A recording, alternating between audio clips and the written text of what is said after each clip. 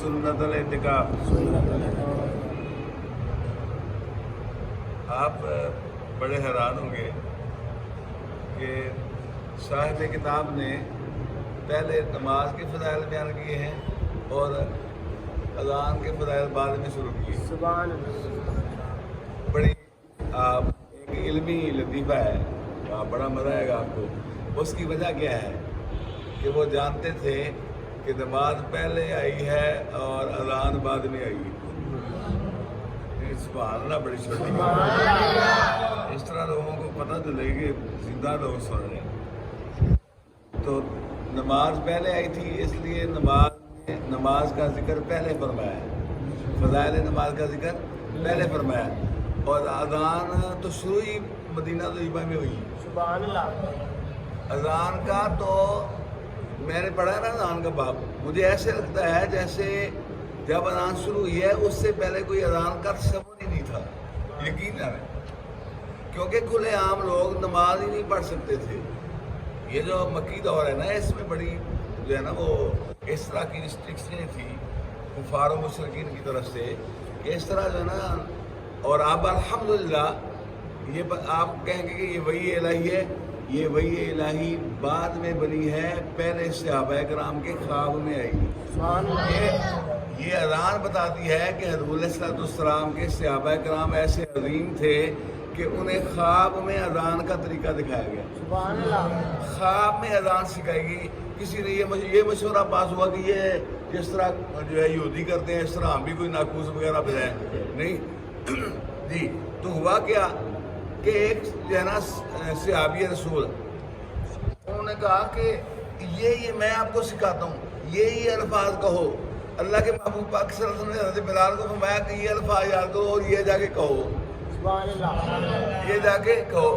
जब अज़ान सुनी सैयदना फारूक आज़म ने, उन्होंने कहा अल्लाह को है, मैंने भी रात को ऐसे ही सुना था। सुभान अल्लाह।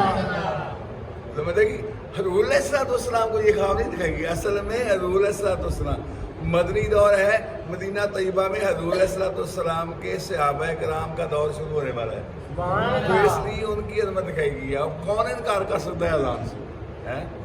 अल्लाह। तो इस बाब में एक सुन लें, जो हम पिछला बाब पढ़ रहे थे नमाज का, उसमें एक बड़ी अहम सुनन इब्न माजा की सियासत की अगर हिस्से वगैरह की, वो मैं आपको उसकी मैंने तैयारी की है, बड़ी तवज्जो के साथ सुन। बस उसी पे मैं बाब और अज़ान तो मैंने बरकत के लिए जिक्र किया उसका। आज जो हदीस पाक मैंने आपके लिए तोहफा लेके आया, क्या लेके आया? तोहफा लेके आया हूँ। ये सुनन इब्न माजा सियासत की रिवायत है, जो हदीस पाक में जिन 6 हदीस की कुतुब का सबसे बड़ा नाम है, उनमें से एक हज़रत इब्न माजा है। ठीक है, हाँ, इमाम इब्न माजा, उनकी दर्ज की हुई हदीस।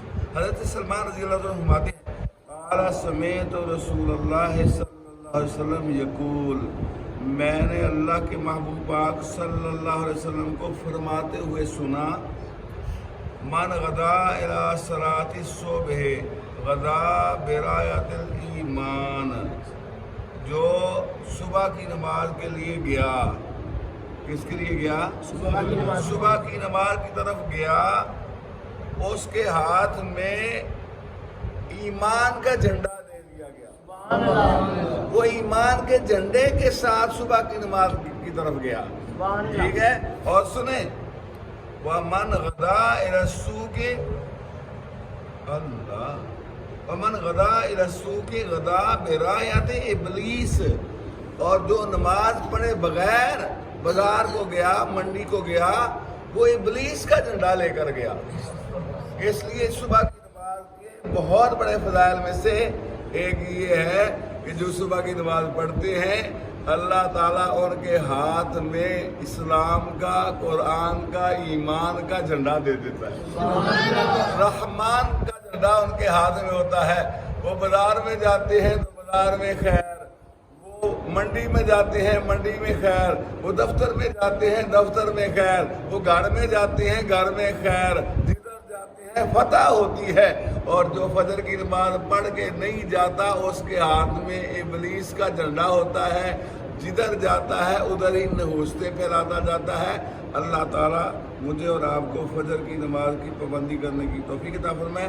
रवाहो इब्ने माजा सल्लल्लाहु अलैहि